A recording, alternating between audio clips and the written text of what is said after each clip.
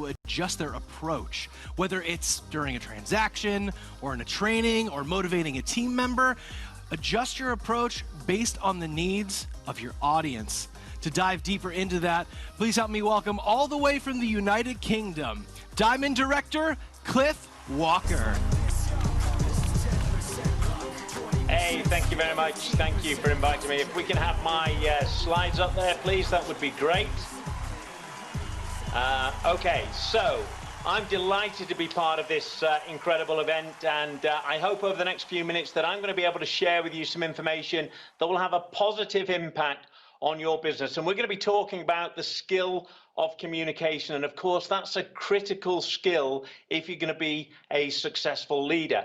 And so let's look first of all what effective communication really is. Effective communication is a communication between two or more people wherein the intended message is successfully delivered, received, and understood. So as you're communicating with people, that's our goal. You want your message to be delivered clearly. You want the other people to receive it and to understand it. And so what we're going to be looking at today are 3 communication skills. We could really spend, 2 days on communication. We don't have that time, of course. We've got just about 15 minutes or so. So the first skill we're going to look at is the ability to adapt your communication style based on your audience. And that is key, to be flexible, to be able to adapt your style to what the other person would like you to speak to them about. And then the second skill we're going to look at is the very important skill of listening. And we're going to talk about a different level of listening. We're going to talk about something called global listening, a very, very high-powered type of listening. And then the third skill that we're going to look at today is the ability to give and receive feedback. Feedback is a critical part of communication. So we're going to go through as quickly as possible because we've got a limited amount of time, and we're going to start, of course, with the first skill, which is the ability to adapt your communication style based on your audience. And it's interesting to see that Tony Robbins, who of course we had here at Lead last year, what he says is to effectively communicate, we must realize that we're all different in the way we perceive the world and use this understanding as a guide to our communication with others. And that is key, because if you remember the old style, we were told, do unto others as we would like to be done unto us, or speak to others as we would like to be spoken to.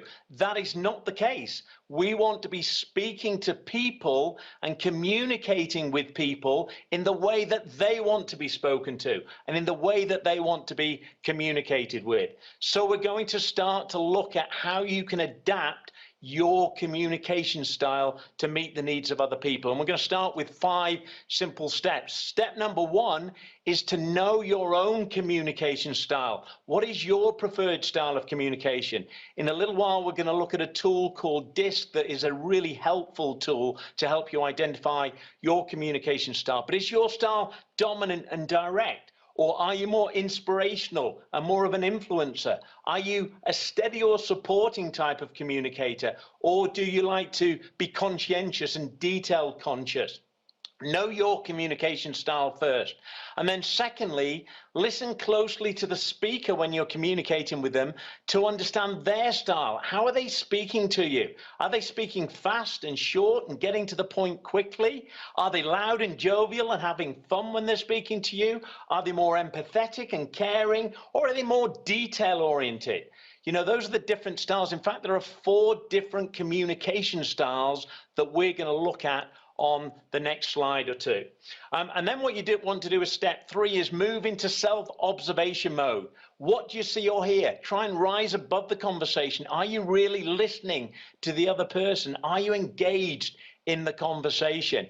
And then step 4 is to move slowly your communication style to be more like the person you're speaking with. So pick up what they're communicating or how they're communicating, and then you move your communication style. And then the 5th is to work with a coach or a mentor to improve your ability to change your style. There's lots of tools out there that you can use. Myers-Briggs, 16 personality faction questionnaires, lots of different assessment tools that you can use to help you. And in fact, we're going to look at one now, and it's called DISC.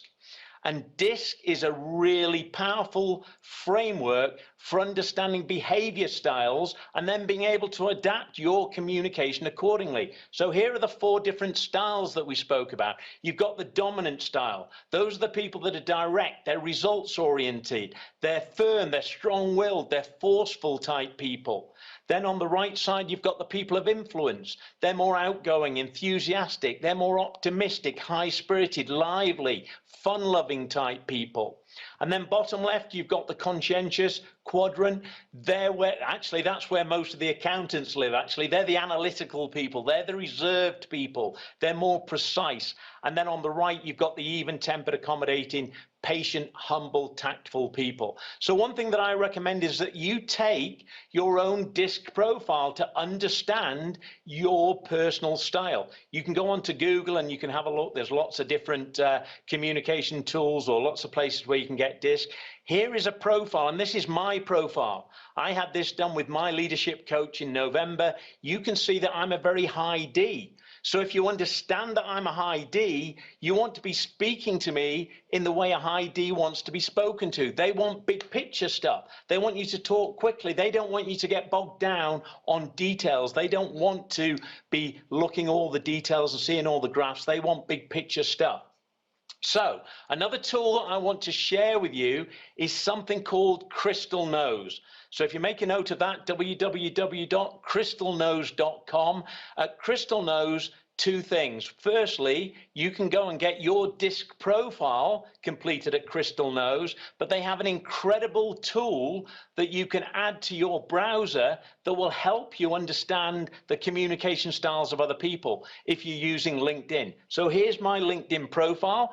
I click on the little Crystal Nose tool that we've got, and it brings up my profile. It tells you that I'm a D. And it gives you tips and ideas of how to communicate with that person, whether you're speaking to them on the telephone, whether you're emailing them, or whether you're meeting them face to face. That is an incredibly powerful tool, particularly if you're using LinkedIn or if you're looking up people on LinkedIn. So that's the first skill, adapting your communication style. The second skill we want to look at is the skill of listening. And of course, listening is absolutely key, but listening is not easy. You've got to learn to listen. You've got to work at it. Being a high D, listening is not very easy for me. I've got to constantly work at listening. And you can see here that Winston Churchill said that courage is what it takes to stand up and speak, but also courage is what it takes to sit down and listen. And listening can be more difficult than speaking, and we have to become good at listening. So what we're going to look at are the 3 different types of listening, and we're going to focus on global listening. Passive listening is when you're just listening on the fly, you're hearing information, maybe you're eavesdropping, you're not really in a communication, or you're not really listening powerfully. Active listening is where you're listening to understand. You're listening for body language, what's behind the words as well as the words themselves. And then global listening is at a completely different level. It's a level where you're listening to hear how what the other person is speaking about is actually impacting them, how it's impacting them. And there's 5 stages of global listening. So stage 1 is what we call word jumble. That's when you're starting to hear the words and the sentences, you're starting to try and put them together a little bit. You may think you've understood, but you probably haven't. They say something else, and all of a sudden you're back in a jumble, and you realize that you haven't really understood what they've been talking about. That's word jumble. That's stage 1. Stage 2 is called why me, and why me is where you're trying to understand, how is this communication that I'm receiving, how is that going to impact me as an individual? You become curious as to how it's going to impact you. The 3rd stage of global listening is information gathering, where you're starting to learn a little bit more. You're asking a few questions to get a bit more information. And then the 4th stage is pictures and emotions. This is where your brain is starting to put all pictures together. You're picking up on the emotions of the other person. And then the 5th and final stage, which is the most important when you've been through the other 4, is you start to understand greater world impact. This is when the light bulb goes off, when you suddenly understand how the communication or what is being said by the person that's speaking to you is actually impacting them in their world. That's global listening, when you really get to grips with how it's impacting other people. So that's the skill of listening. How can we become a better listener? Lots of different ways. I'm going to share a few of those with you now. First of all, very obviously, face the speaker. You know, communicate with the speaker, eye contact with the speaker, pay attention to the speaker, turn your phone off and remove distractions. How many times do I see people communicating with people and then they get a message on their phone, a WhatsApp message or an SMS message, or their phone rings and the communication is broken? Pay attention to the other person, pay real attention to the other person, and don't interrupt. It's easier for us sometimes when there's a gap in the conversation to just jump in and interrupt. Try not to interrupt, and then listen and observe the non-verbal signs that you're seeing. You know, look for the non-verbal signs that someone is sharing with them. And then also you can see silence is golden. You know, I learned that years ago when I was in sales years and years ago, that silence is golden. So learn to use silence. If there's a gap in silence, don't jump in.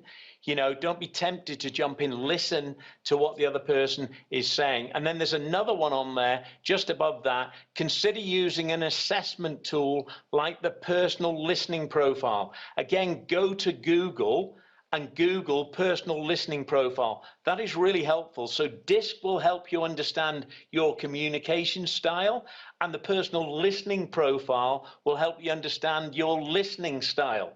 So it's useful to have both of those two tools.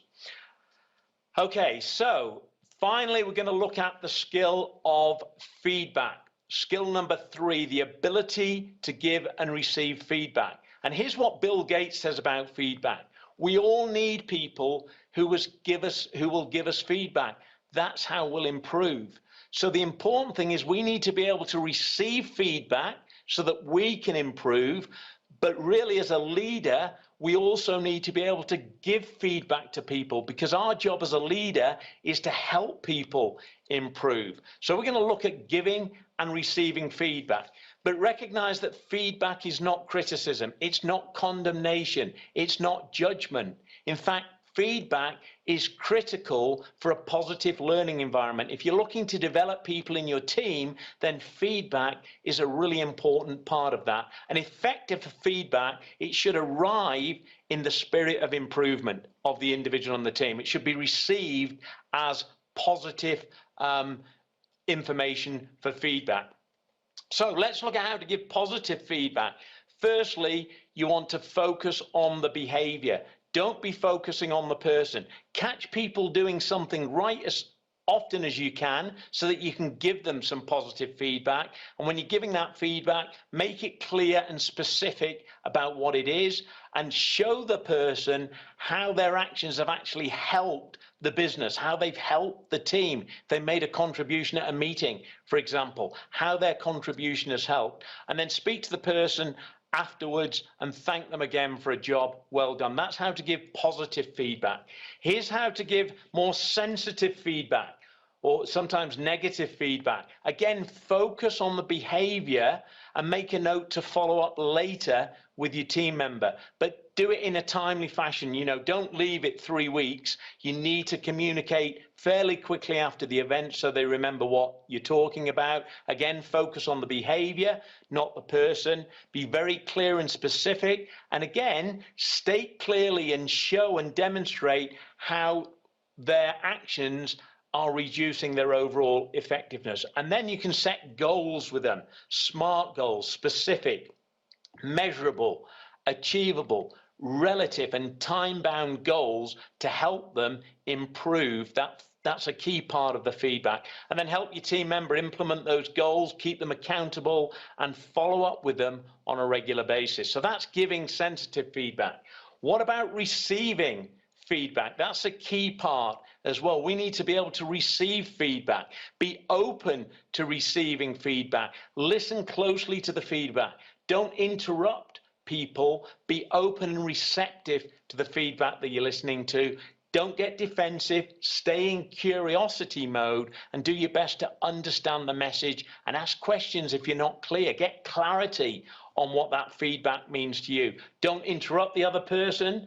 Let them speak, hear them out, and then before you respond, take a day off, sleep on it before you respond. Don't respond immediately. And again, I would suggest very positively following up with the person who gives you the feedback and thank them for it, because that feedback is going to help you improve. Remember, feedback is about improvement.